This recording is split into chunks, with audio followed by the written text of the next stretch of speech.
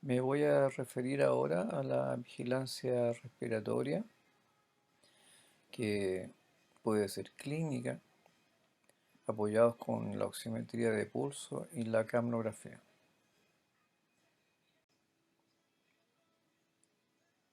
Un resumen rápido de las distintas etapas de la ventilación entre el intercambio de aire, atmósfera y alveolos pulmonares, el intercambio de oxígeno y CO2 en la interfase alveolo capilar, el transporte de oxígeno y CO2 entre los pulmones y los tejidos a nivel de circulación pulmonar y circulación sistémica, y el intercambio de oxígeno, captación de oxígeno, utilización de oxígeno por la célula y eliminación o producción de CO2 en la respiración celular.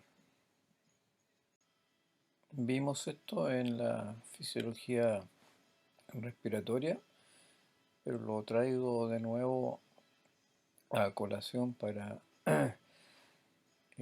analizar el método de monitorización por oximetría de pulso y capnografía.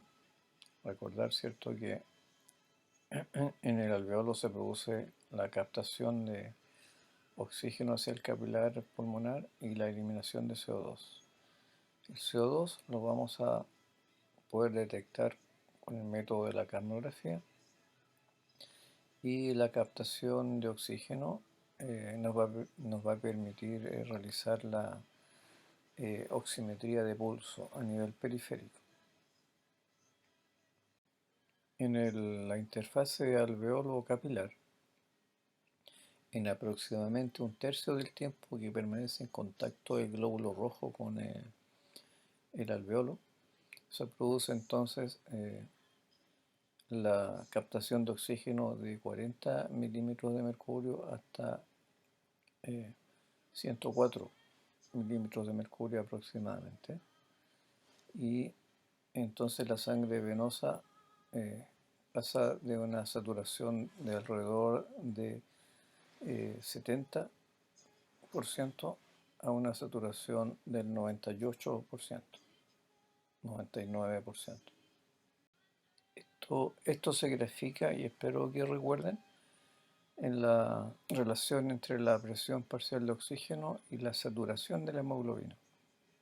Lo muestro porque nosotros vamos a medir con nuestro oxímetro de pulso este valor, la saturación de la hemoglobina.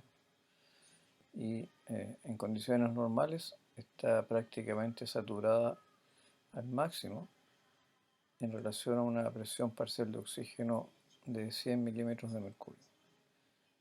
Quiero recordar ahora que cuando sometemos a un paciente a una presión parcial de oxígeno mayor, por ejemplo, una fracción inspirada de oxígeno de 50%, debiéramos tener la hemoglobina saturada al máximo con una presión parcial de oxígeno cercana a la mitad de 713, es decir, sobre 300 milímetros de mercurio.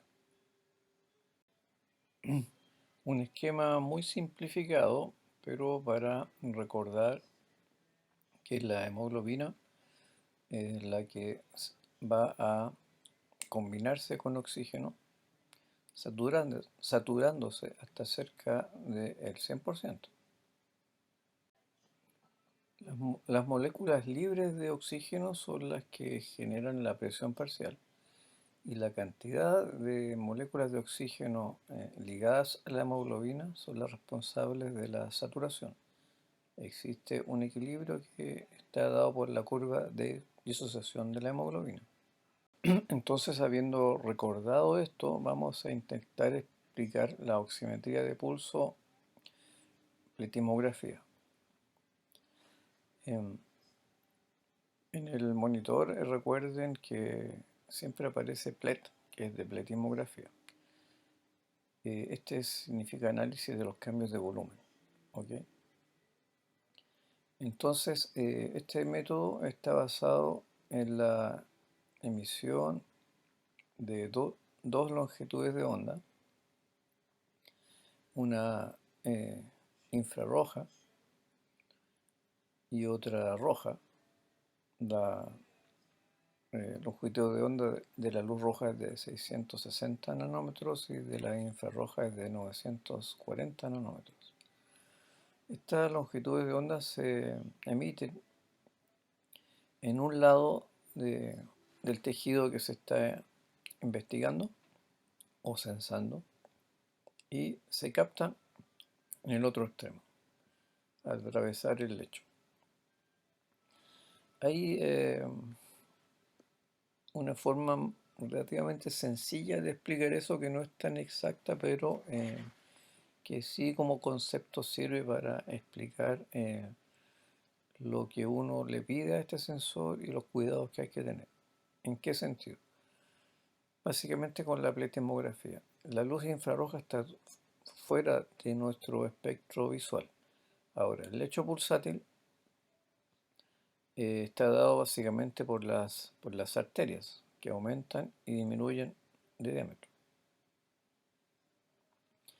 Este cambio de grosor del dedo lo puede detectar con bastante precisión la luz infrarroja porque no es afectada por los colores, solamente por el aumento o disminución de grosor del lecho capilar. Por lo tanto, la luz infrarroja es capaz de generar una curva de ascenso y descenso de grosor. Junto con esto, la luz roja, recuerden que los colores nosotros los percibimos porque se refleja esa longitud de onda en el objeto. Entonces, la sangre que es mejor oxigenada es la sangre arterial, que es la venosa o que es la mezcla.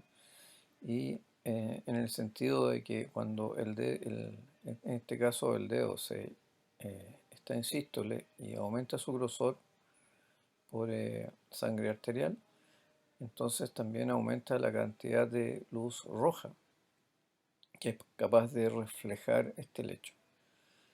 Esta diferencia de absorción entre las longitudes de onda entonces es sensada y permite por un lado detectar eh, la onda de pulso pletismográfica y por otro lado el cambio de luz roja en relación al grado de saturación de la hemoglobina.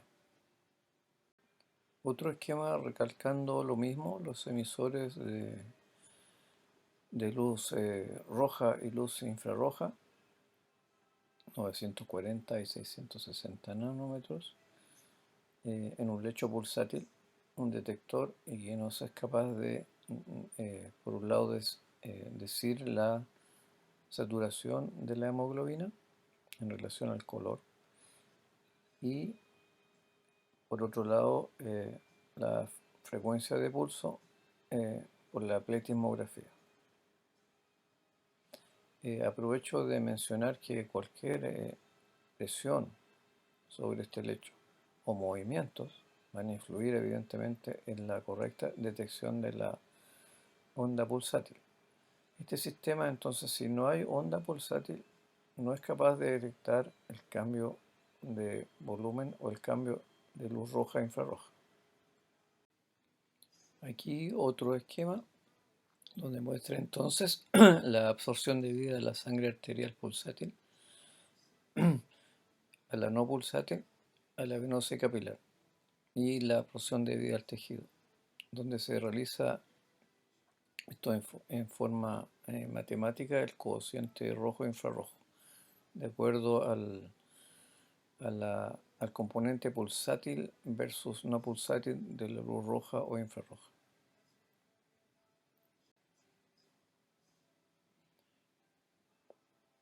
En general, la oximetría de pulso no tiene contraindicaciones.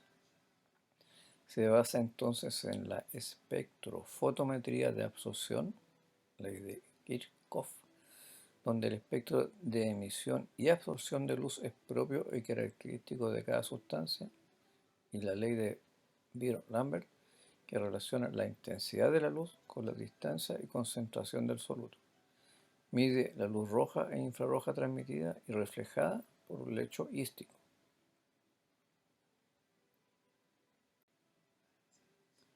Como mencioné, el oxímetro de pulso utiliza dos longitudes de onda, 660 y 940 nanómetros, y expresan las concentraciones en porcentaje relacionadas con la saturación de la hemoglobina. Tiene algunas limitaciones, que existe baja perfusión, que puede ser, por ejemplo, por vasoconstricción y o hipotermia, también anemia, presencia de otras hemoglobinas como colorantes y pigmentos, como la carboxihemoglobina, por ejemplo, movimientos. Estamos analizando ciertos cambios pletismográficos, presión externa, luz directa ambiental sobre el sensor y mucho tiempo de el sensor colocado en el lecho, que va a provocar presión que evita la pulsación. Esto es muy importante. Cada vez que un paciente tiene un oxímetro colocado, debe uno examinar qué fracción inspirada está recibiendo. Porque es muy diferente un paciente que satura 96% respirando aire, un paciente que respira una fracción inspirada de oxígeno que puede ser con mascarilla o intubado, que también tiene 96%, pero que tiene una FiO2 de 50% o más. Si bien el valor de oximetría es el mismo, 96% por ejemplo, pero uno está en una condición muy deteriorada frente a otro. Por lo tanto, relacionarlo con la fracción inspirada de oxígeno. Y recordar esto, que informa la saturación y no la presión parcial de oxígeno, que la podemos relacionar de cierta forma con la FiO2 y la presión atmosférica a la que estamos sometidos. También recordar que tienen un bip, un sonido, que está calibrado de agudo a grave de acuerdo a la saturación. Por lo tanto, no disminuir el sonido o no apagarlo. Existen sensores adecuados para pacientes pediátricos, neonatos y adultos. Y factor que también es bien importante y que debemos procurar tener el adecuado para el paciente que nos corresponde atender. Aquí una onda de oximetría de pulso. Incluso se ve un descenso de la onda y el valor de 99% de saturación. ¿Qué fracción inspirada de oxígeno tiene esta paciente? 50%. Por lo tanto, debemos esperar una saturación cercana a 100. Normalmente existen otras moléculas ligadas a la hemoglobina, por lo tanto 100% es difícil, pero algunos monitores lo muestran. El oxímetro de pulso es de gran utilidad clínica, un método no invasivo, continuo, y saber que la hipoxemia, cuando la saturación es de 90% o menos en relación a una presión parcial de oxígeno de 60% o menos, es causa importante de morbimortalidad anestésica. Podemos detectar la hipoxemia o la baja saturación por oximetría y no clínicamente. Recordar que la cianosis detectada clínicamente es cercana a una saturación de 70% aproximadamente. Por lo tanto, nos avisa mucho antes.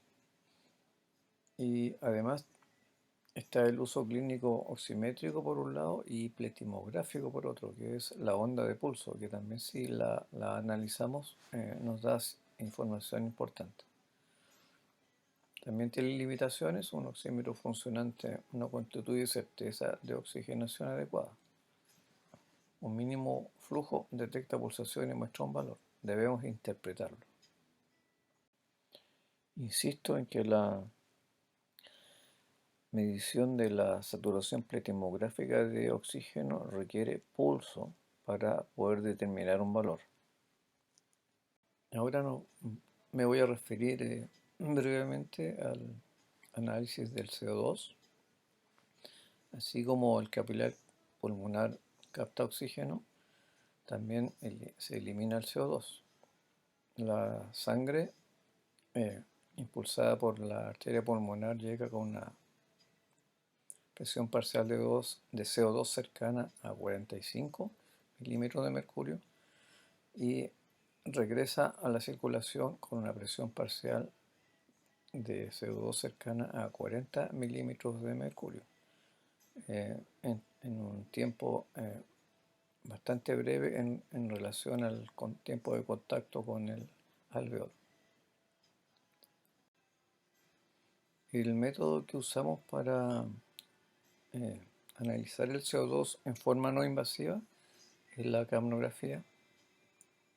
Aquí les muestro una curva en un monitor habitual. Entonces la capnografía es el análisis del CO2 expirado.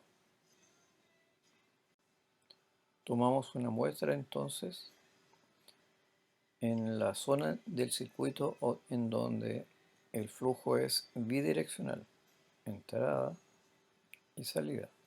Recordar que el circuito anestésico tiene mangueras que son de flujo unidireccional. Aquí solamente hay flujo hacia el paciente y esta otra es la parte expiratoria.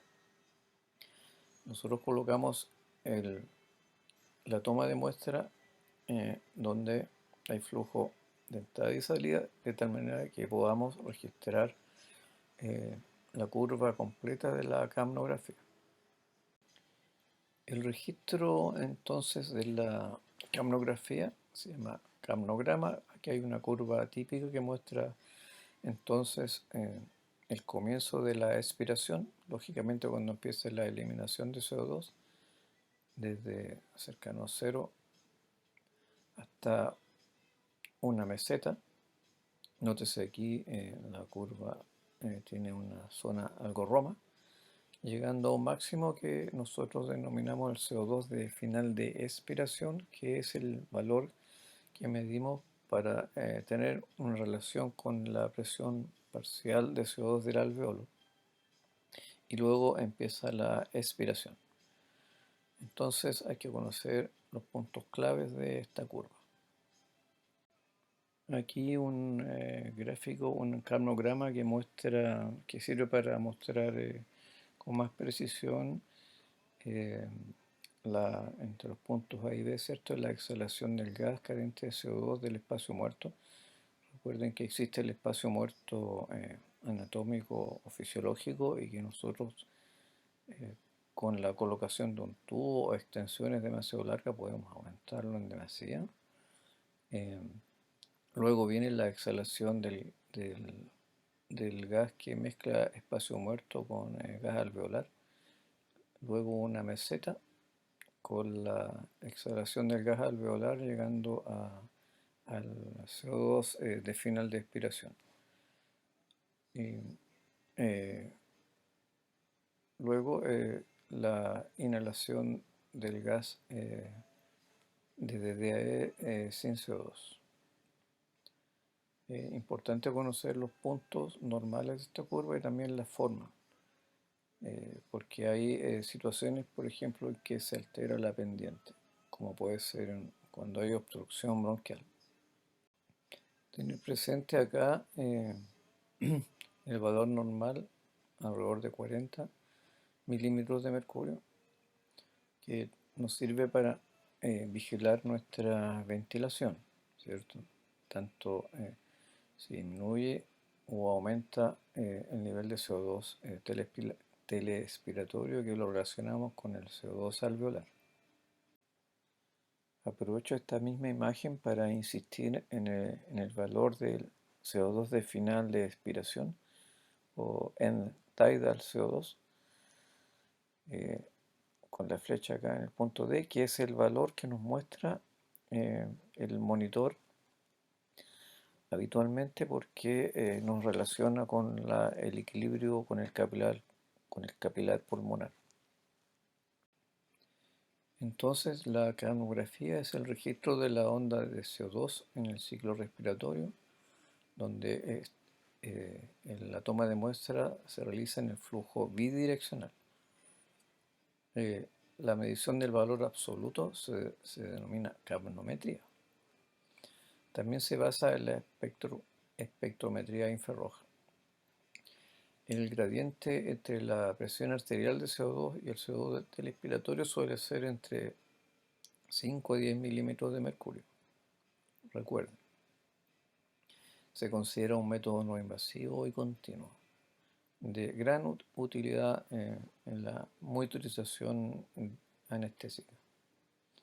De regla en la anestesia para cirugía con anestesia general. Entonces, la capnografía sirve como método de monitorización para la vía aérea ventilación. Nos permite mantener la normocapnia, detectar algunas situaciones como embolía aérea, algún índice del estado metabólico, secundariamente alguna relación con la relajación muscular, eh, también como monitoreo del equipo de anestesia. Extremadamente útil en situaciones como la laparoscopía y neurocirugía. La laparoscopía donde, por ejemplo, se utiliza CO2 para producir el capnoperitoneo, mal llamado neumoperitoneo, y en neurocirugía donde el CO2 relacionado con la vasoconstricción o vasodilatación de la circulación cerebral. También como un índice que nos ayuda en la resucitación o reanimación cardiopulmonar. Aquí entonces mostramos una monitorización electrocardiográfica, la oximetría de pulso con su onda pletimográfica y el valor de la saturación, y la capnografía, una curva normal con un valor de CO2 de final de expiración de 35. También se muestran acá las fracciones inspiradas y expiradas del anestésico inhalatorio, y la presión arterial no invasiva y su presión arterial media muy precisa. ¿Algún comentario o conclusiones?